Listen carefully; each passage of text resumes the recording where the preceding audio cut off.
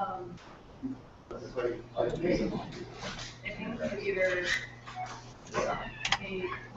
how will the other guys see this screen? I haven't started broadcasting, that's why it's not showing up. Oh, I have started. Yeah. So, Well, I started it. Like it's up. yeah, I just want to. Why does it make it go away? You know, that's why I don't like it. It's indexing all the files, creating a lot. So, How many started? How did you start it? yeah, I started it. Okay.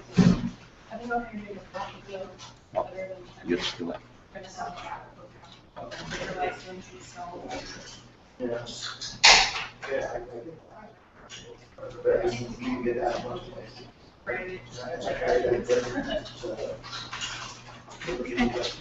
Sound works. Do you want to go outside and see if you can still hear us?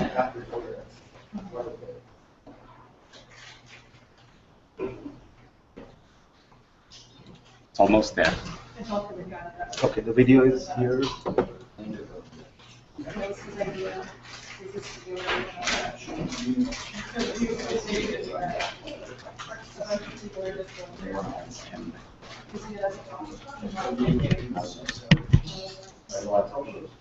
Are you going to stand here and give the presentation, or do you want to go there? No, I need to stay here. This probably can be extended, and we can put this up on a table here. Are you sure? I wouldn't like to. How does it look though? You wouldn't like to receive? No, it was very hard to reach this point. On the website? We will just move the laptop.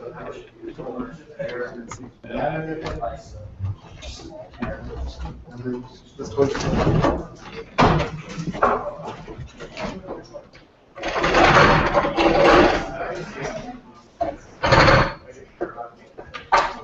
Okay, that's fine.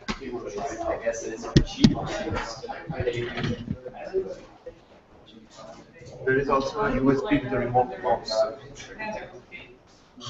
with this you can advance slides, but there is a USB that needs to be plugged. Don't worry. I can press You can press the keys. Don't worry. That's not a problem.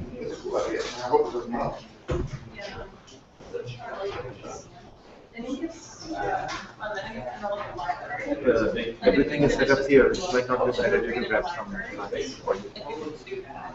Do you want to know or after the presentation? Yeah.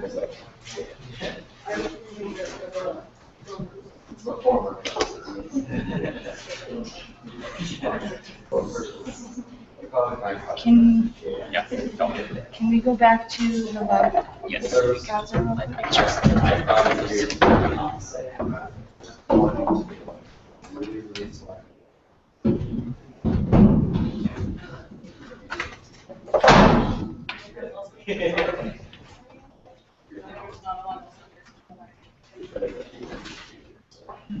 This one. So I may subtract. Click that link or click that tab. Make that one. Okay. Present to everyone. Okay, and now go back to your slides.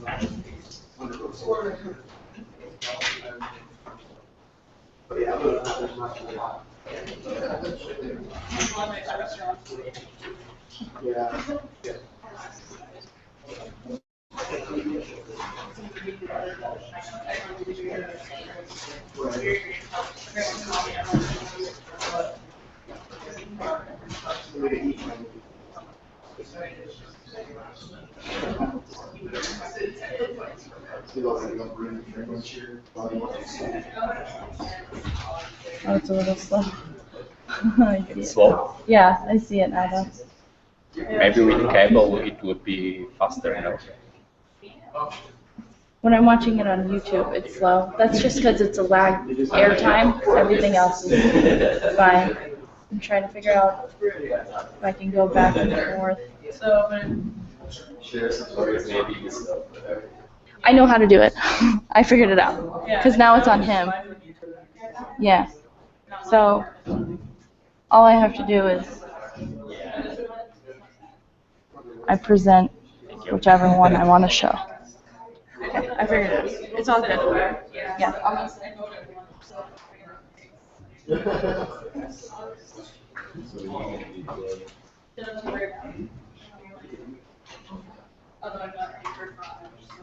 Okay, thanks a lot.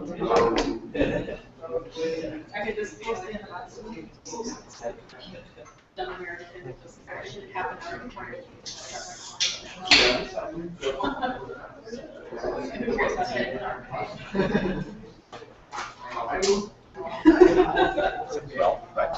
Yeah, let's start. Are you gonna stay there?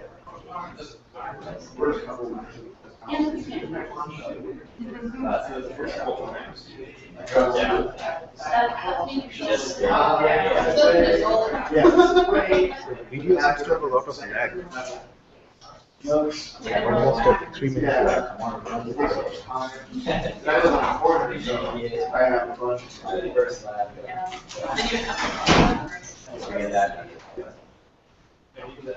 This weekend.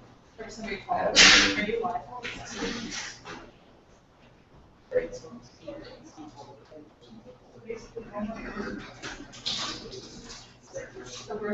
Just as a second. I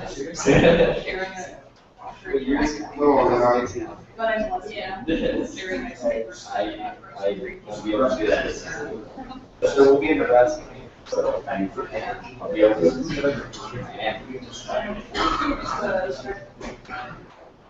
I think we're good. I'm paid for washer dryer. Yeah, oh my God. Do I watch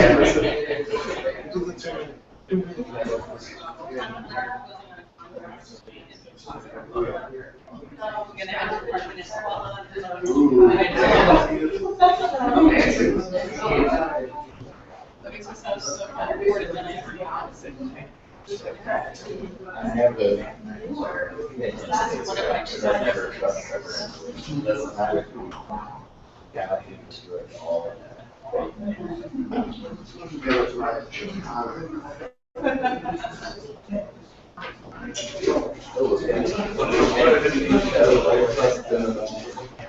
We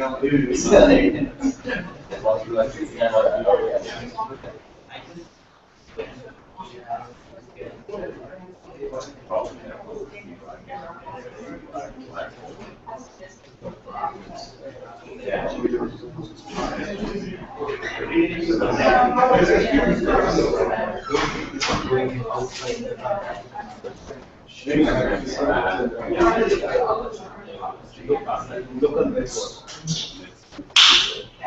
But you said you were more like. Depends on the server.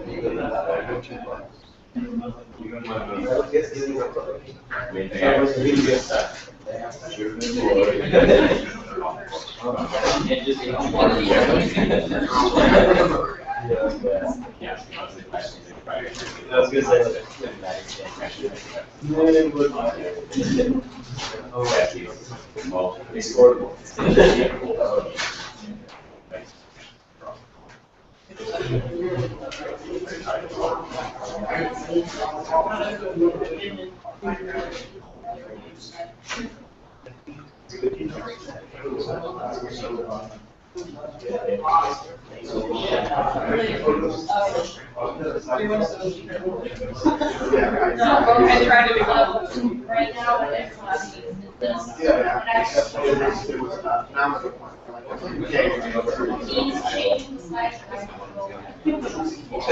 There's no one that.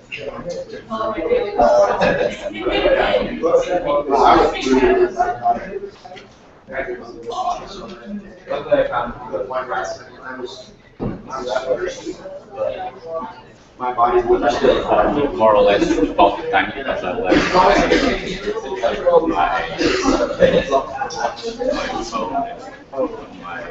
jacket. Yeah, but the problem is being aware of the time. You're okay with analog time? I'm perfectly okay. Doesn't matter if they play on that stage.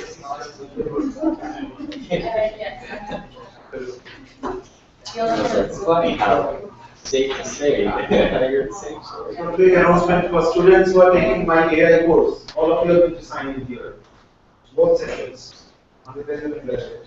If you haven't already signed, please go here. There are two sheets here. One if you just add, everybody has to sign. Second sheet which you so this students in my course.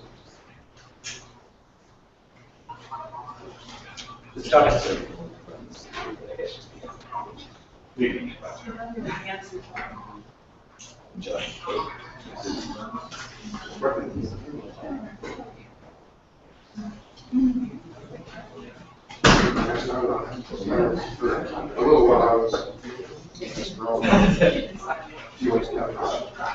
Oh, she tried.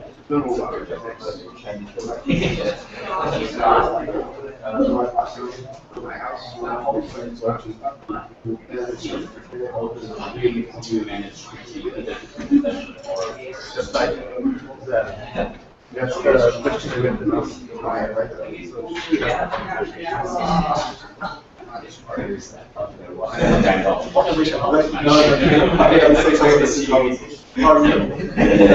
ask. Small screen on the side where you see the slide flash.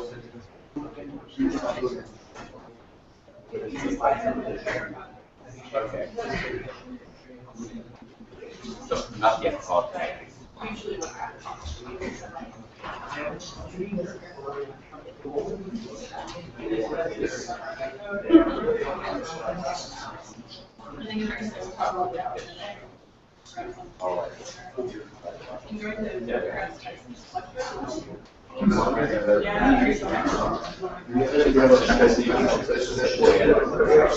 Which I didn't track. Yeah, we started outside. Yes, like creating all the way to some hazards. Yeah, it's just like I ran like one town. Yeah,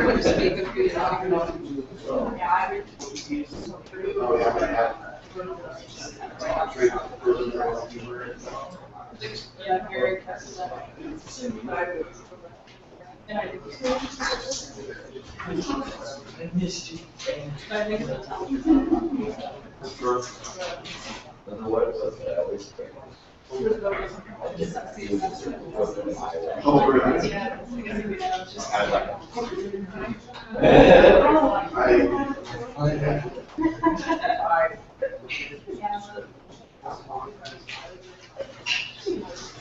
Up west.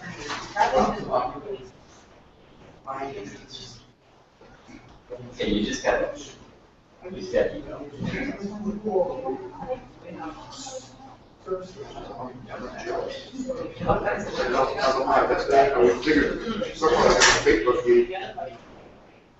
Posted about it. Oh, did you?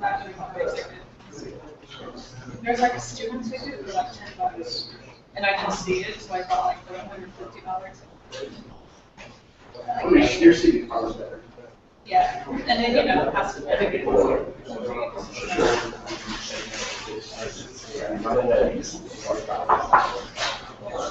There was this video where about 45 minutes. And I was like,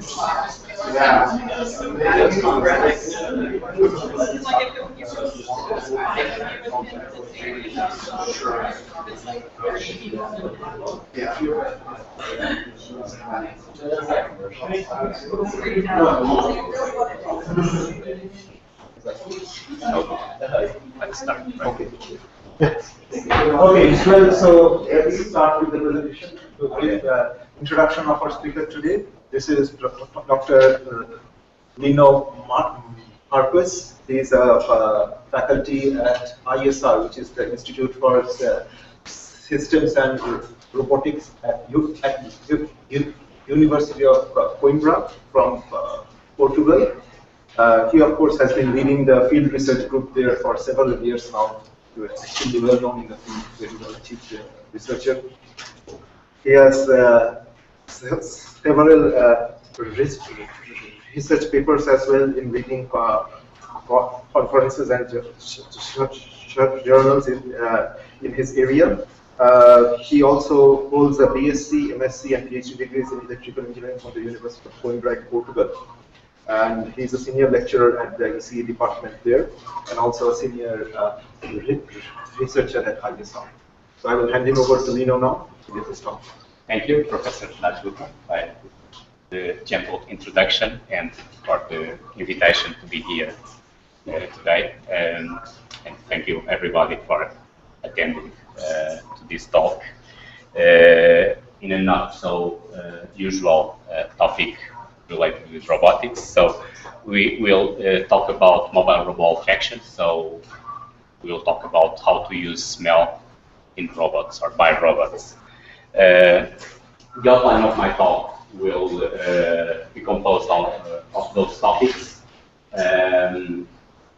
First, we will have a brief introduction about mobile robot olfaction. Then we will look through animal olfaction. We will see several examples of animal using olfactory sense and how do they use that. Then we will briefly survey artificial olfactory systems, so basically gas sensors. Then we will look at olfaction in a single robot environment and multi-robot environments. But briefly, this will be the outline of what we will talk today. So why using putting noses on robots? Well, first, it may be good to speak a bit about the sense of olfaction. On this, but we live in a chemical world. Everything is made of molecules, and in fact, all the animals are somehow chemical machines, or can be seen as chemical machines. And if you know a bit of evolution and how life appeared and so on, it's not hard to accept that olfaction was the first sense that living organisms acquired. So first living organisms needed to sense their environment in chemical terms. They needed to get nutrients, so they needed to somehow move in the environment in order to be successful. So they needed to sense the environment chemicals.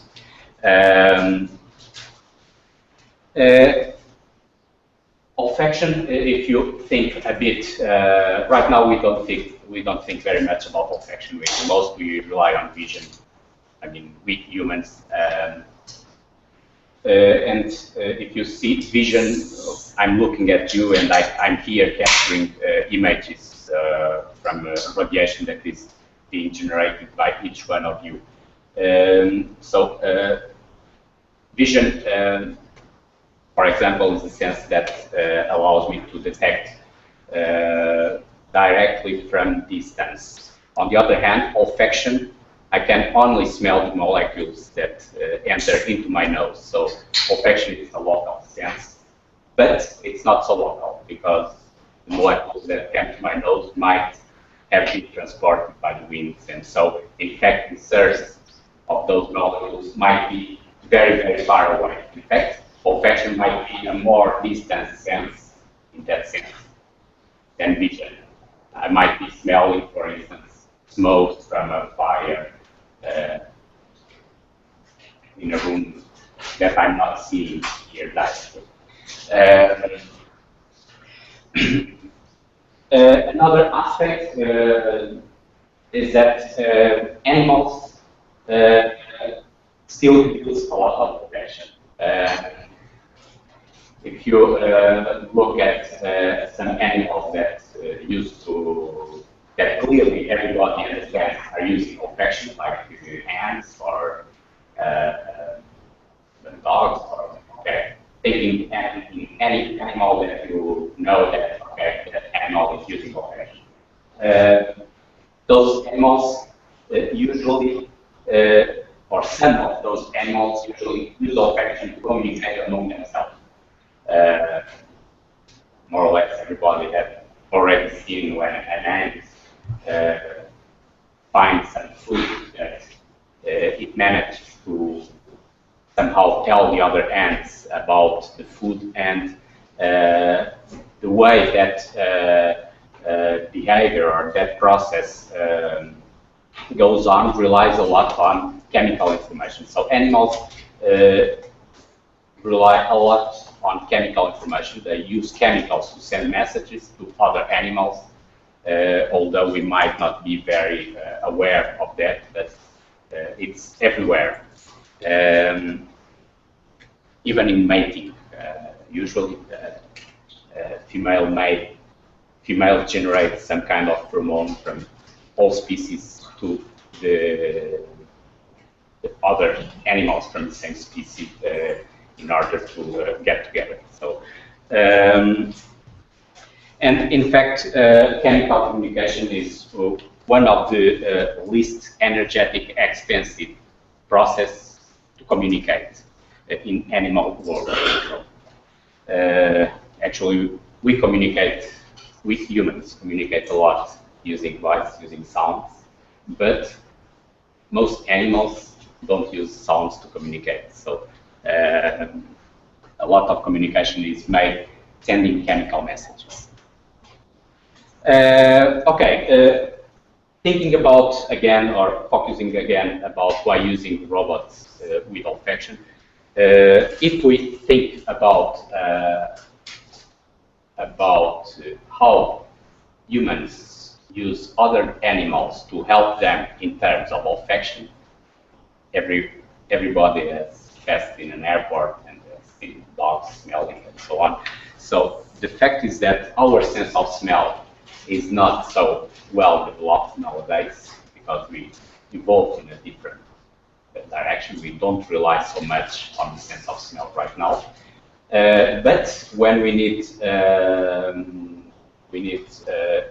advanced smelling capabilities, we frequently use other animals that can somehow help us. Using dogs, that's an example. For instance, that is an image from September 11, where dogs were used in very bad conditions. But it's quite common to see in any airport or any public facility using dogs to search for drugs, explosives, and so on. Or even, this is not so common, even using rats to sense mines, landmines in countries affected by those mines. So, thinking about some details about olfaction, something that probably some of you never heard are about pheromones. Pheromones are chemicals that are used by a species to send messages to individuals of the same species. There are sex pheromones, alarm pheromones, territorial marking pheromones, pheromones used for aggregation, and so on. So there are a lot of different types of pheromones. We can see some examples using pheromones. For instance, a female moth generates, releases some pheromones that are transported by the wind and eventually captured by a male that tries to follow the plume generated by the released pheromones in order to reach the female. This species, this silkworm moth species, is a very well studied species in terms of mobile robotics olfaction and in terms of olfaction in general. In fact, the first pheromone to be synthesized was one from this silkworm moth in late 50s. And also the behavior of these moths, how do they manage to reach the female, is in terms of algorithmic aspects, has been a topic of intensive research during the past years, because it is reported that male pheromone may detect a female at more than 1 kilometer away. If you think on the size of a moth, and so if you think on the quantity of molecules that are released, it's really impressive how it is possible to sense those molecules and track a plume until more than 1 kilometer. 1 kilometer, you use miles, but okay. In fact, literature reports 1.4, so it's almost 1 mile. That's really impressive. So those silkworm moths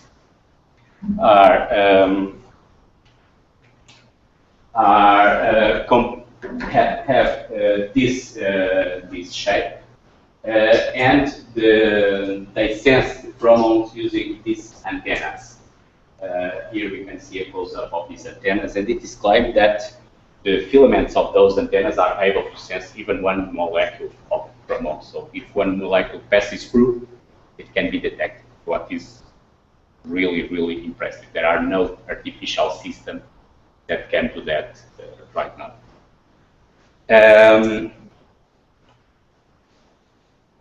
There are also a lot of animals that use olfaction to search for food. Actually, most animals use olfaction to search for food. What we can see here are images from a study done in Berkeley some years ago, where the behavior of a dog was tracked with LEDs. So there was here, I don't remember the name of this bird, but this bird was releasing a scent, and the dog was somehow tracking that scent. And what we can see here is that although the scent is transported in a more or less linear way, the dogs employ a strategy trying to track that sense, allowing for some robustness in terms of if the sense goes away. And what was done was comparing the behavior of a dog in these studies with the behavior of a human person. So although we don't think on sense and on others, in that experiment, I think a vanilla scent track was laid on the ground, and a group of persons with their eyes covered were employed and were asked to try to track the scent. And what was impressive was that persons that are not trained exactly to track scents employ more or less similar strategies. So it's a strategy where the person or the animal looks for possibility of losing the track, and so kind of a differential tracking strategy in order to not lose the track.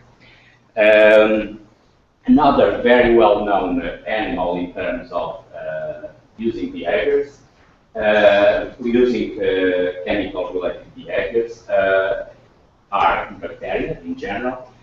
In the 70s, a lot of studies were done with E. coli and other bacteria, and it was concluded that those bacteria could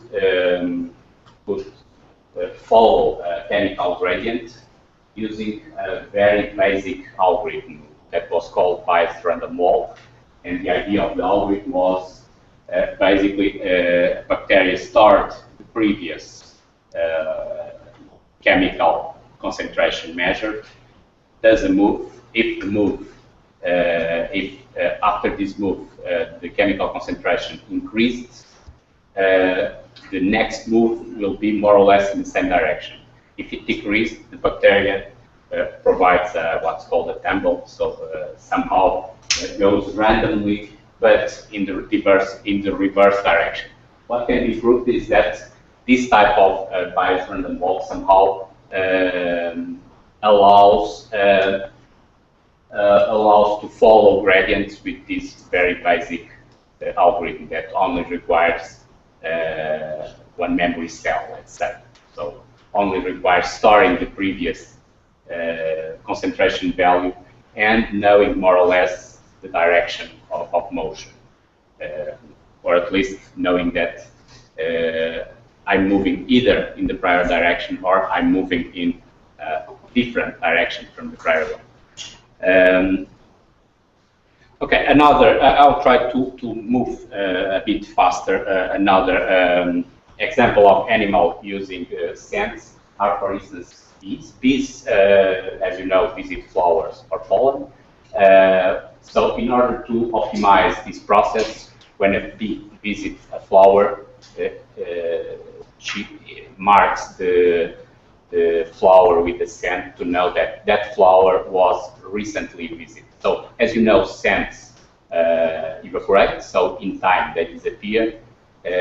What happened using this process is if another bee visits that flower, it immediately detects that flower was recently visited, so goes away because that flower has no pollen. The mark released there disappear with time, and when the mark has disappeared, the flower contains again pollen, and so that's kind of distributed optimization process that emerged from this use of others. Ants are well known to use scents for a lot of their tasks, including to mark trails and to optimize trails from a given origin to the target. Scents are also used, for instance, by territorial animals to mark the territory. That's also a way of distributed coordination among communities, in this case to manage competition among animals of the same species. So if we, after this past number of examples, let's try to wrap up what we have seen and try to think about, in terms of robotics, what can we use scents for? And in fact, in summary, we can use scents either to go to a scent source or to avoid that source. Actually, there was a Greek philosopher that Plato that claimed that there are two types of scents: the attractive ones and the unattractive ones. And somehow, if we stick on that, we can think on using scents in robots, either to somehow manage, let the robots find a given source of the scent, or to avoid it. So in this case, we are imagining another source that releases hopefully an attractive scent, and the idea is the robot can sense that sense until the source. This can be useful. For instance, imagine that we are looking for explosives, a gas leak or something or whatever. That's the idea that we are targeting in this draw. We can use scents, for instance, to coordinate robots along trails. So instead of using localization and so on, we can just mark the trail and, for instance, if we have a patrolling task, so imagine that we want to patrol this building with a group of robots. If the robots somehow mark the places where they have been with a volatile scent, if another robot passes in a given area, like in the bees, the robot knows that that area was recently or not visited. So if it was not recently visited, that's a self-coordination mechanism that may be used to somehow have distributed patrolling without a centralized mechanism to coordinate that patrolling, or to transport things along another example. Or we can think in terms of repulsive smell. Imagine that we want to clean a large area, let's imagine an airport, using groups of robots. If the robots can smell the cleaned area by the chemicals released from the not so recently cleaned area, that's a mechanism again that can be used for an automatic coverage without any kind of localization and so on. So I'm assuming that everybody knows a bit about robotics. I don't know if you are aware that one of the problems in robotics is the robots usually need to self-localize. Basic problem in robotics is navigation problem, how to move from one point to another point. And so somehow those things try to, using smell, address those problems, but in a non-conventional way. Okay, to use robots, to use smell in robots in an effective way, we need to know deeply how others are transported, if we think in the atmosphere, by the atmosphere. Okay, basically, we can think in two mediums, either atmosphere or aquatic mediums. So let's focus, not complicate too much, just in atmosphere. So, and as you can see from this cigar releasing this smoke, as you can see, the mechanisms of other transport are not easy mechanisms. Smoke from the cigar, it's not a smooth plume. It's a very turbulent one that has some laminar regime here and immediately starts bursting, and we'll have areas with very different concentrations. In fact, if we think on another patch, in what's called low Reynolds environment, so something very viscous, the main phenomena of that happens with that concentration is spreading slowly, so in a diffusion only manner, and this would generate smooth gradients. But in an environment like in the atmosphere, that is not happening. What happens is that this is also happening, I mean molecular diffusion, but that's a very, very slow process. And in fact, what is relevant, it's what's called turbulent diffusion, where the patches are shred and shred and shred and shred in pieces, like in the smoke of the cigar, and you came out with a very irregular structure that's called another plume. And in some places of that structure you can sense very high concentrations, similar to the one in the origin, in fact, and in other you can smell almost nothing. So, and this difficulty makes very hard dealing with others and smells. If we think about we try to analyze what is called another plume. So another plume, the release of a chemical that is transported by the wind, let's call it a plume, another plume. If we look at the average of that phenomena, that average can be molded by what's called a Gaussian plume that provides this smooth pattern in terms of concentration. But I'm saying again that smooth concentration is an average. So imagine that you have a gas release or that you have a chimney that's releasing some chemicals.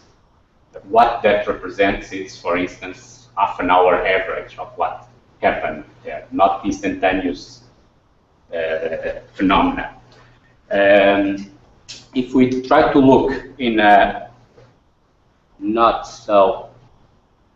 if we try to look in a scale, in a not so long-term scale, we'll obtain something like this. So imagine that you are above the plume and you are looking to the wall. What happens is that the wind generates that kind of fluctuation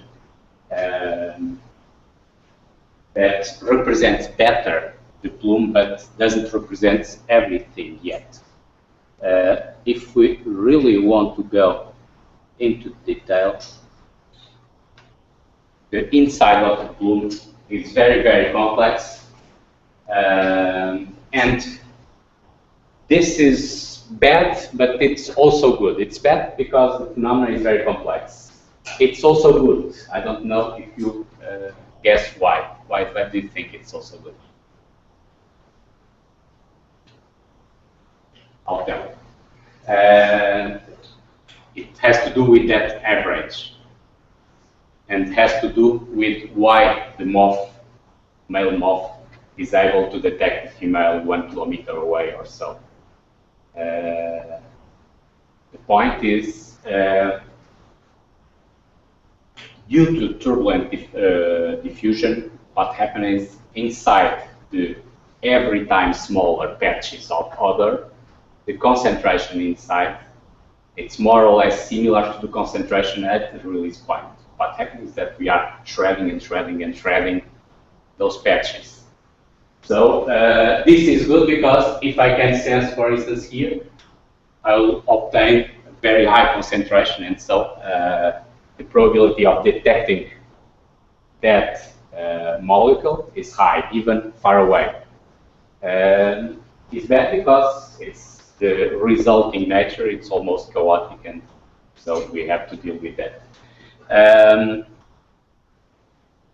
So the trick that we would like to explore is exploring concentration peaks instead of average, because this phenomenon on average may be almost zero, but the peaks might be, in fact, it's reported that the peaks might be 3 orders of magnitude higher than average in another.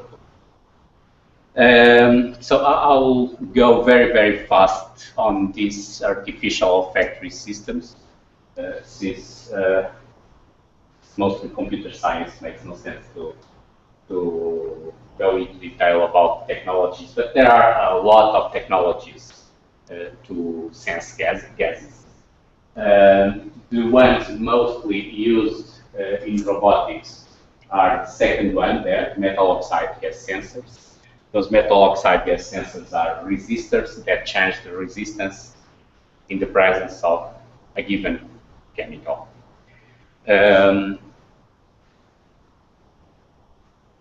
So let me, I don't go into details with this, but you are okay. I don't know if you have interest. Please, let's try to not be a one-way talk. I'm happy to be interrupted, and let's try to interact if you need. Okay, so if you are curious about details of gas sensors, I can say a bit about that. Okay, one of the problems with the gas sensors is that they have several problems. One is that they are not so selective as the biological ones. I told you about pheromones and chemical messages. In fact, in biology, animals are very, very, very selective in terms of sensing. They know exactly that type of molecule, it's a pheromone from my species, so that's no doubt. In artificial systems, that usually doesn't happen. And what we have, most or almost all of those chemical sensing technologies that were reported or presented before are selective to a given chemical, but also to a lot of other chemicals more or less similar.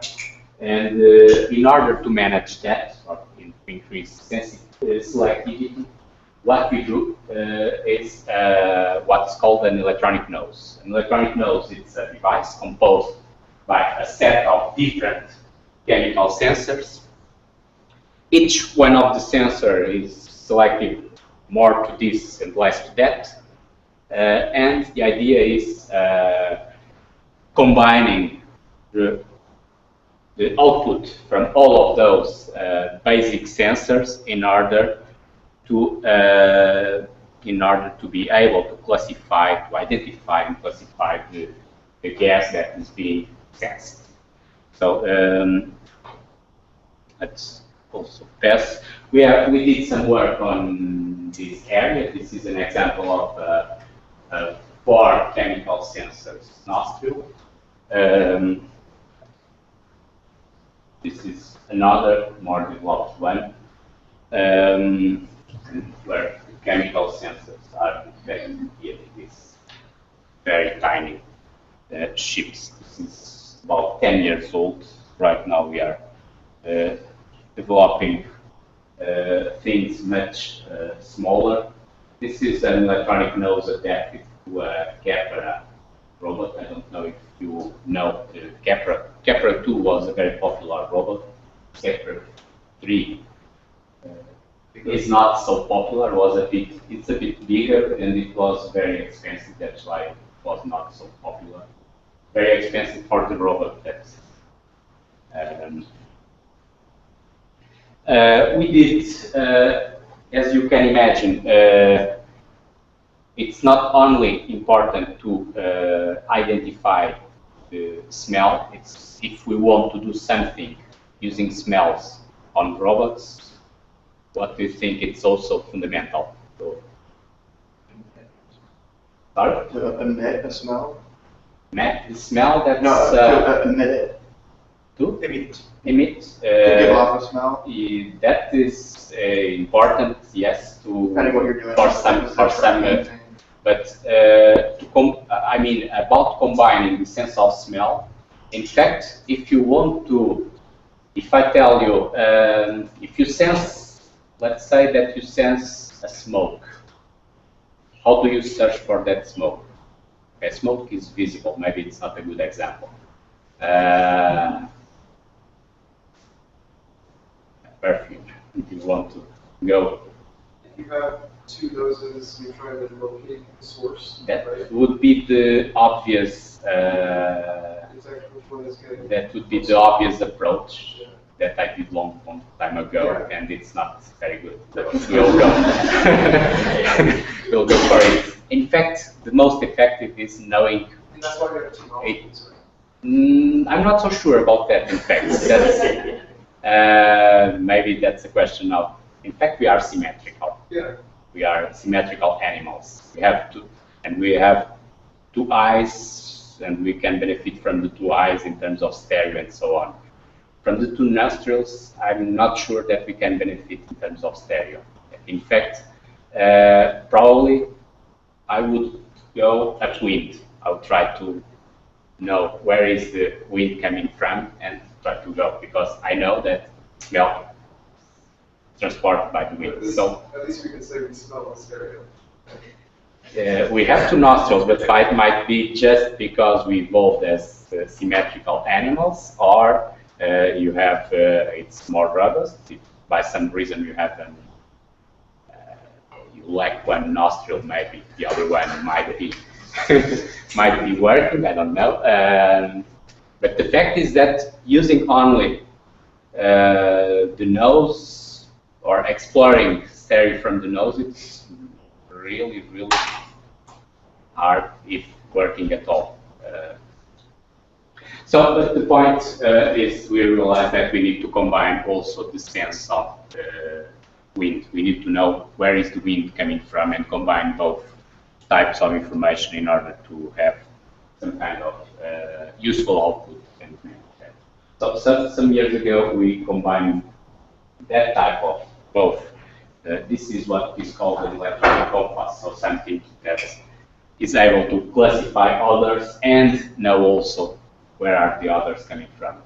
So this is an experiment with a ventilator here with a cup with a volatile front of the ventilator, and we have a ventilator, white one, on the top of the lab, and we have the system in the middle, and this experiment consists in turning on one ventilator with a chemical, and that system identifying where was which chemical and direction, and switching off, switching on the other one, and being able basically to discriminate others and where they were coming from. So first we employed, this is a Super Scout robot with two nostrils, one here and the other there. That approach, that it works, but it's not in a realistic condition. It's very hard to obtain good results with this.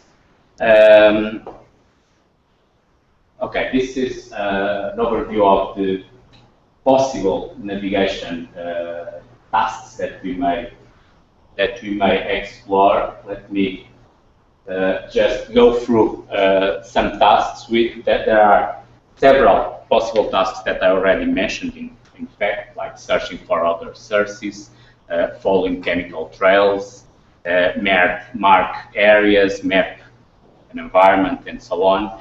And we can explore this with a single robot or in multi-robot environments. One of the reasons why I'm interested in using smell is also to explore coordination strategies. So multi-robot environments coordinated somehow by smell.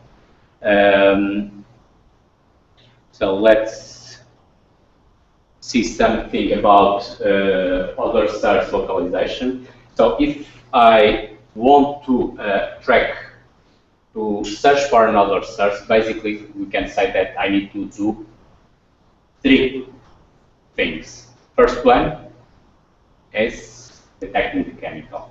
If I'm looking for another source, let's suppose that I'm looking for fire in this building. First, I need to get some signs of smoke. So as far as there are no signs, I should keep looking at. So this is basically first task in this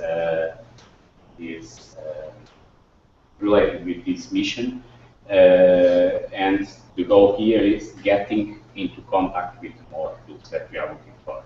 The second, let's assume that in a given corridor I smell some smoke.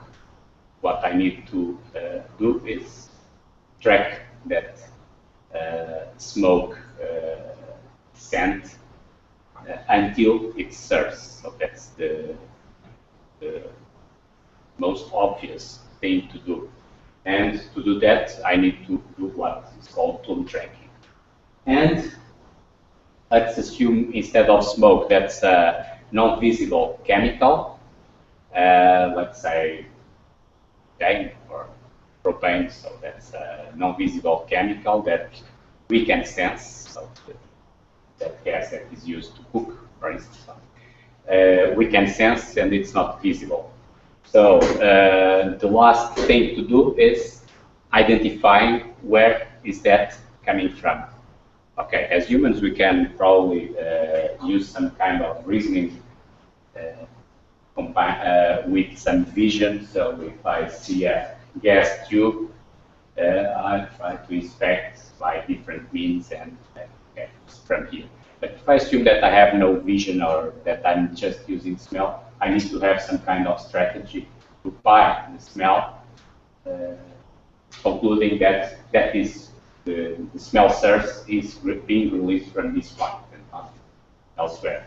Okay, so in summary, we have these three tasks. So detecting chemical plume, tracking the chemical plume, and localizing its source.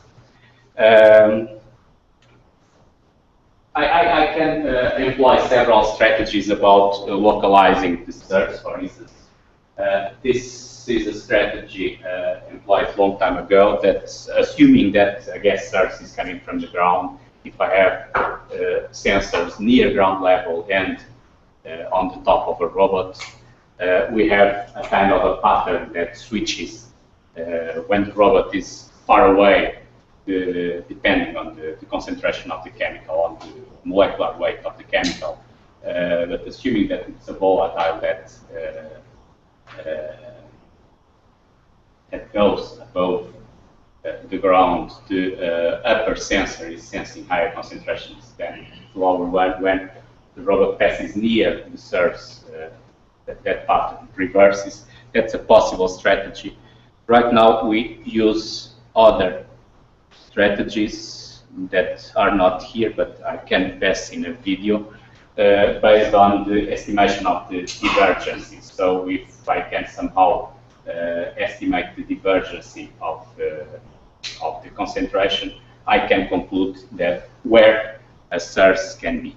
So some algorithms for plume tracking. Do you still remember the bacteria and the visor and mold? So some years ago, I tried several of those algorithms and with the goal of trying to assess advantages and drawbacks from each one of those algorithms. So I tried bacteria, that was like a benchmarking algorithm, let's say the dummiest algorithm that we could implement on the robot. What seemed to be the cleverest algorithm, that was gradient following, so assuming two sensors on the robot, like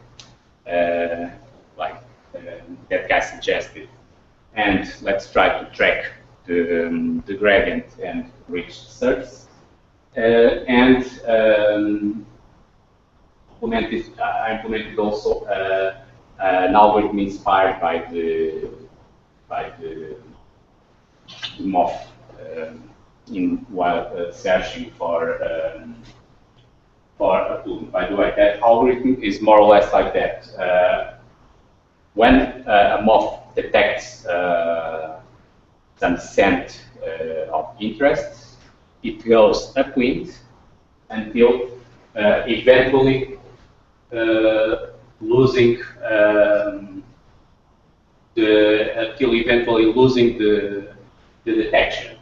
If after losing the detection, tries to capture the detection, starting a set of zigzag strategy. If those zigzag strategy fail, it loops back, trying to recover again the plume. So that's a state machine-based algorithm. And we did that with that experiment. I mean, we tried those three algorithms with that experiment with two other sources in an area where a lot of turbulence was generated, and with robots moving from here. And in fact, in summary, what we could conclude was that in that environment, most effective algorithm was in fact the one from the moth and not the gradient one. As in the beginning, I could expect. In the beginning, I was expecting the gradient to be the one performing better, but it was not.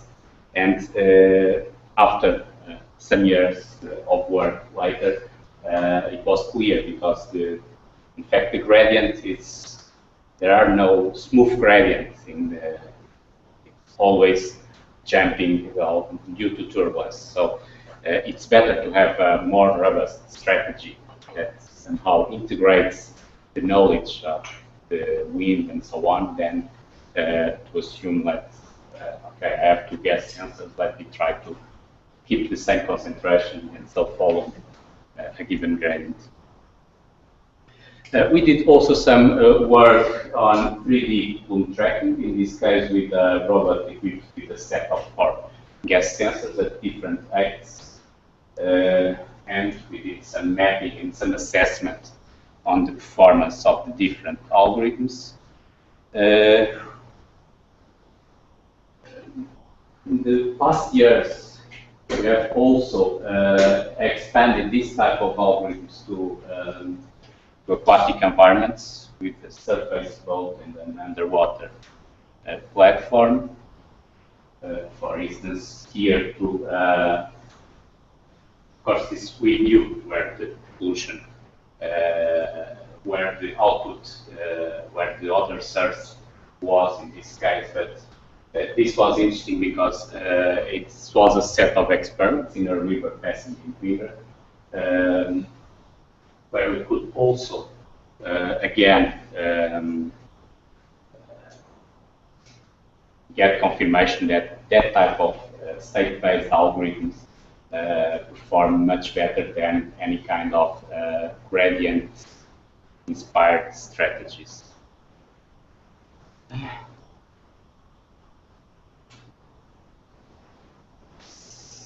These some experiments related with exploration and other mapping.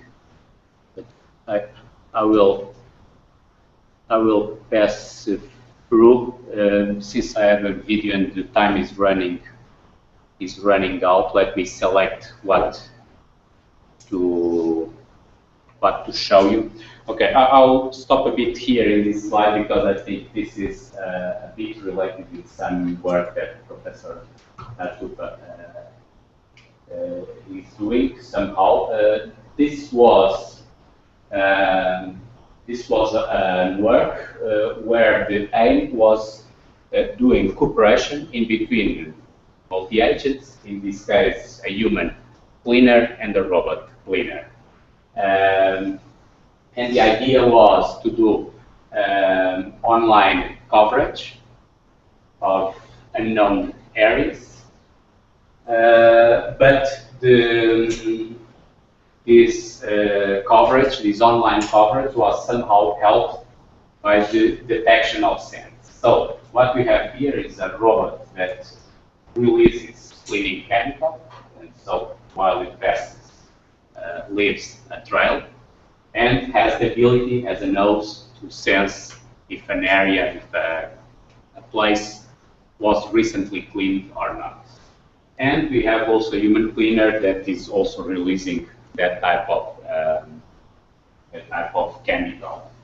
And the algorithm managed to coordinate automatically the robot independently of what of the areas that the human cleaner cleans. But this could be expanded to multi-robots because the coordination was in the chemical release and chemical sensing, and not on any kind of centralized approach that coordinates that. Okay, in terms of multi-robot systems, we have done a lot of work in terms of using multiple robots in emergency scenarios, and we did some. We tried to extract some knowledge about why using swarms or multi-robot systems, and when, and try to identify advantages of using swarms related to how structured the environment is or not. I will jump just to the movie. I have a movie somehow summarizing this set of works. So let's. Ali was one of my PhD students that is now in EPFL in Switzerland. For instance, this work is about using a swarm of robots to detect other plumes. We have the other plume there in yellow, and there was a committee. We implemented swarming strategies that allowed, for instance, when a given agent detects the plume, to tell the neighboring agents that I'm in a good zone, and the neighboring agents were attracting. And so if that realized to be a good sign, it reinforces and allows the swarm to go much faster tracking the plume. Otherwise, it disappears and they keep exploring. And there were also some rules implemented in order to realize that the search was reaching. When the agents change color to blue, actually when they were black, they were searching for. When they were red, they were in the plume or detecting chemicals. And when they turn blue, it means that they reached the surface. This is about, yes. Going on here, we are already blocking. If I have any, yeah, there were a set of, it was clear from the motion, yes. So this is about how to explore an environment in order to optimally detect another plume. So imagine that you are searching here in Nebraska, it's quite wide field, and you want to optimize the probability of detecting a given odor. So something is releasing an odor. You don't know where it is.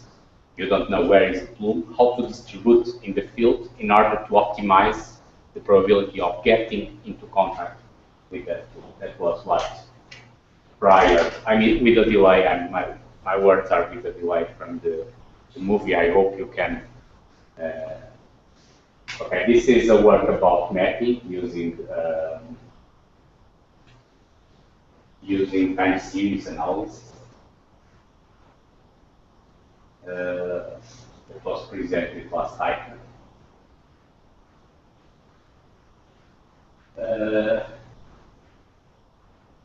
This is taking some time long.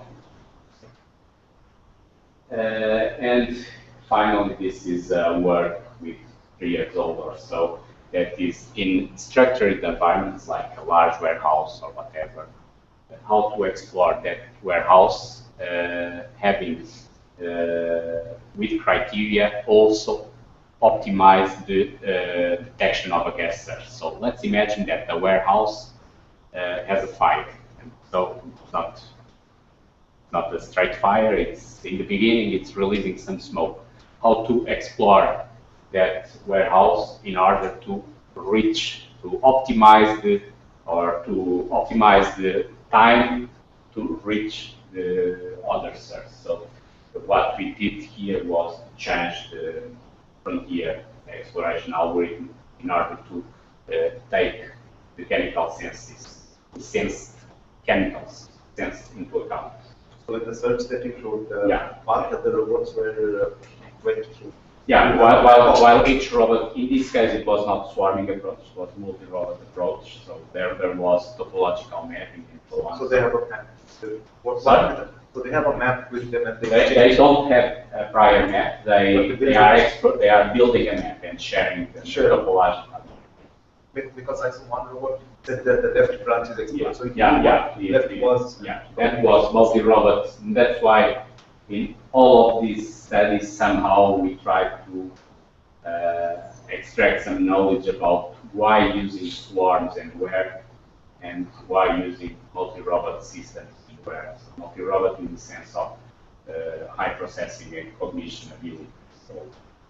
So contain maps and so on, exchange more or less complex information. Your sensors, how do they not get burned out? Because in the initial one, you discover a low concentration, but as they get towards the source, doesn't the concentration get so high, how can they differentiate those concentrations? Well, if the concentration becomes so high, it saturates. Just saturates. So it means that you lose the ability of knowing that you are moving in a way that you will increase. But usually what happens is the reverse with artificial systems. Our problem is the ability of detecting very low concentrations. So what happens is that you only start detecting when you are already with a level. Those chemical sensors that we use, those metal oxide gas sensors, have sensitivities in the order of part per billion. Part per million is more representative about what. So it's good. It's very good if you compare, for instance, the type of gas concentrations that you expect detecting in a kitchen. Detect a potential failure, or in a mine, the guys that go into mines used to carry some sensors in order to know if the environment is becoming dangerous. So those sensors are sensing in the percentage or parts per milliard. So we are at least 3 orders of magnitude more sensitive. But for instance, if you want to sense mines, landmines, you need parts per trillion, you need 1 million better sensitivity. So, And there's communication of spatial awareness of the swarm. So does the first swarm then tell the other swarms, I'm here? And it has to you mean the agent swarm? It's the set of the swarm. It's the set of all robots. You mean when one agent, one element of the swarm communicates with the others? Was that your question? Yeah, so how does it self-actualize that's here and then tell all the other ones the coordinates are here? So right now we the experiments that we do are in this type of environment. That's an environment with 4 meters by 3 meters, and with an overseeing camera and all the infrastructure that allows us to, for instance, not use the real range of communication, but by software saying that, okay, your range of communication is, let's say, 1 meter, so only those agents are allowed to know that you sent that message, for instance. In a real environment, the physical constraints So will. this one right here, so the agent that's coming closer to So that if you look, the one that will get into contact, that's the one that one will tell something to the others, and the message is spread somehow. Hopefully, the idea is spreading to the neighboring agents. Although I don't know what was the radius considered in that case in particular. So is the routing software something you have to program in the program? Sorry? The routing software allows you to route data. No. Usually we don't need to do that. So because we are not working we are not dealing with the communication.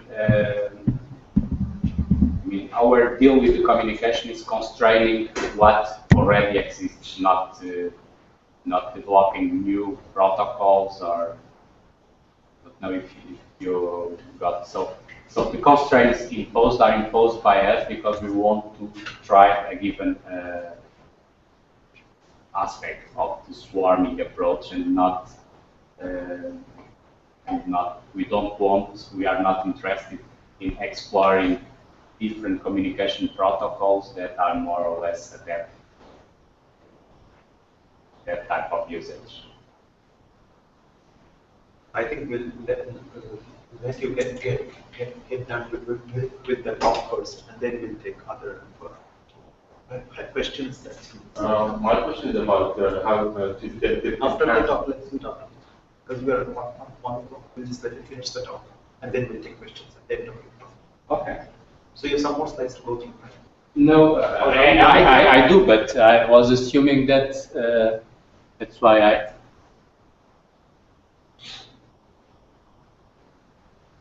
I had, but I was assuming that it was okay too. Yeah. If you're at the end, then it's fine. Then we can. Yeah, I think it doesn't make much sense to go into those lot of details and borrow all of this audience. Do you have some end comments to wrap up with after saying what the take home for us should be, and then we can open up for questions? Okay. Well.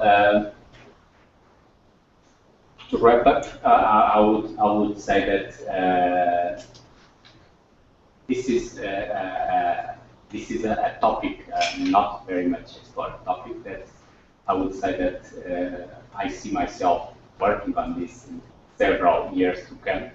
I'm particularly interested in researching swarming aspects using chemical communication, and what we did is very few. When I mean chemical communication, I don't mean communicating by radio frequency with neighboring robots. That's what we have done. I mean using really chemical marking to communicate with other robots. That's what, even in terms of hardware, that's challenging, like blocking ants or robot ants to do something. That's one of my goals in the near future. That's exactly developing small robots with all the abilities. I passed through very fast. Sometimes we do some kind of adaptations to either existing robots. For instance, this camera contained a nostril here, the vacuum tank, and contained also, not this one, but we had another one that contained also the ability to track its way. But that's ugly. What I aim to do is something really adaptive to research on this field. So a robot really able to deploy different chemicals and to sense different chemicals, something very great and not something bad. Okay. Let's thank the speaker first.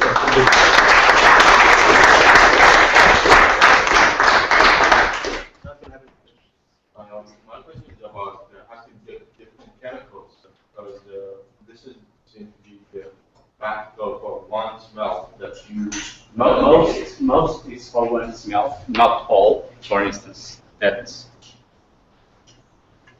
what happens when you have millions of smells, and how do you implement that? And how do millions right now you should forget, because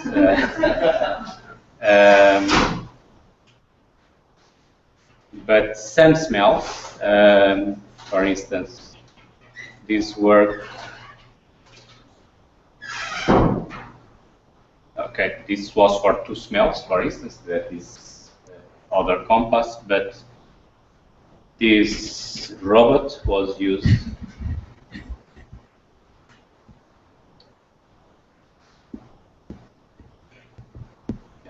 here. This was also with two smells, methanol and methanol. But mostly we try to use chemicals harmless to the humans, can use on the lab. And usually, okay, those metal oxide gas sensors have a property. They only detect chemical volatiles that oxidize, so that react with oxygen.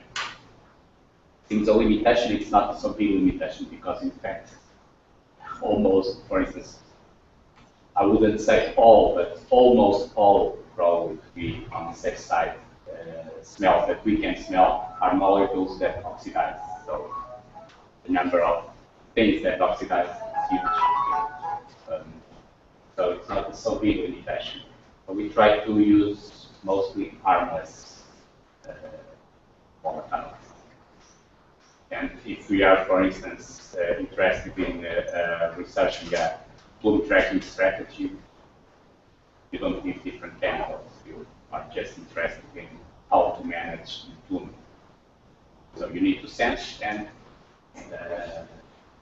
your algorithm needs, above all, to manage the plume. So, like, I was thinking during your talk about the benefits of like odors for like range detection of like a source. So since they broadcast, like there's a plume that goes out over a certain distance. Because right now I've seen a lot of yours are like within 2 by 5 meter areas, or like 4 Yeah, by 5 mostly, meters. you're right. But how, like, what are your thoughts on the future of odors is like detecting long range. Well, first, it's not. For instance, here this is the hall of my department, and this is huge. In fact, starts here, maybe 200 meters long. You cannot see it all on the picture, and a lot of meters high. So but that's an interior environment anyway. So it'd be more like a local area, as opposed to like we can detect infrared, like infrared marked things. We can shoot infrared light at it. It'll transmit to us, hey, this is the location that we've got miles away. So this is more like a localized area. It's just like Well, the reason for so far having worked mostly indoors, it's because indoors it's more convenient. You can have a controlled environment and so on. But in fact, one of my, I would say, in this area, I have two main research goals right now. One is going outdoors, and we are working on that. And another one is exploring the swarming aspects deeply or more in deeper detail using olfaction. So going to outdoor robotics, that's not so far future, I would say. That's planned. In fact, one of the PhD topic of Gonçalo, that was one of the guys involved in the competition, is exactly that. But he has been working on other things last night, so it's on hold right now. But yeah. Does the chemical makeup of some sense make it harder to try to detect, or is it pretty easy to like, here is a scent, look for this one, and then they can sense it? If you buy an electronic nose, to do probably something like what you are saying. Since we built our sensors, so we already built sensors to detect some given chemicals that we aim to use. So, but does it have trouble picking up some sense more than others, or is it all pretty? Yeah, sure. That's why given sensor is optimized, let's say, for ethanol. It doesn't mean that it cannot detect, for instance, I think it's ether. I don't know ether. Basically, any solvent can be detected, but what happens is that that specific sensor is better for ethanol than for the others. So if you use the others, you'll get some detection, but not so good. So then if that's the case, how do you? And that's why what you need to build an electronic nose. Let's say you use one for alcohol, one for gas, one for. That's why it's swarming.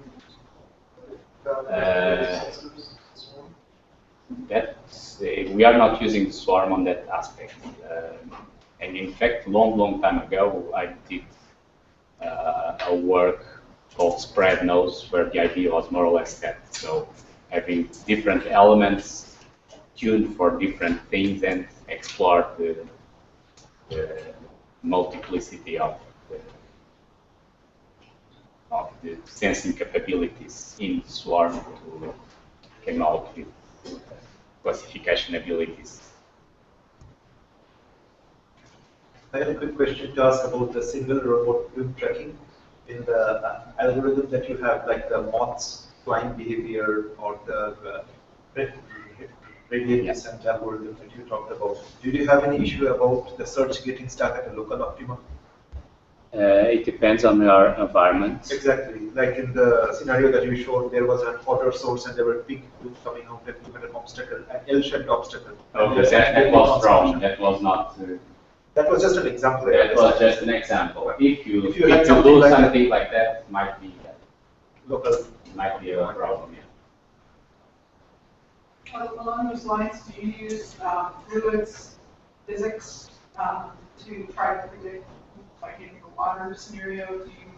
Does your your robots know that plume and river system is probably going to take this shape, so you need to start searching in that manner. Yeah, and those slides that I didn't present, in fact, take that into account. So you know what's the average of the plume, so you know how the shape statistically should